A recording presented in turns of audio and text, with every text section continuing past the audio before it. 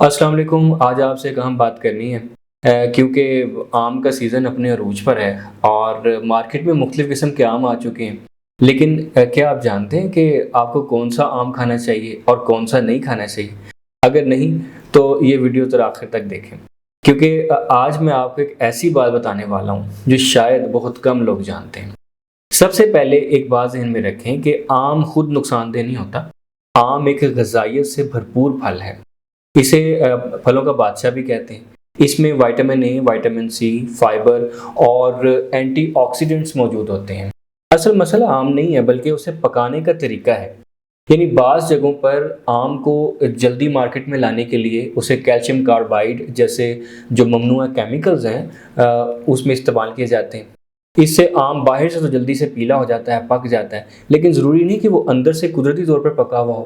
اب سوال یہ ہے کہ ایسا آم جسم کے اندر کیا کرتا ہے؟ ایسے کیمیکلز بعض افراد میں معدے اور آنتوں میں جلن پیدا کر سکتے ہیں، جس کی وجہ سے متلی ہو سکتی ہے، پیٹ درد ہو سکتا ہے یا اسہال جیسی علامات ہو سکتی ہیں۔ حساس افراد میں گلے یا منہ میں جو جلن ہے وہ بھی محسوس ہو سکتی ہے۔ تو پھر قدرتی آم کی پہچان کیا ہے؟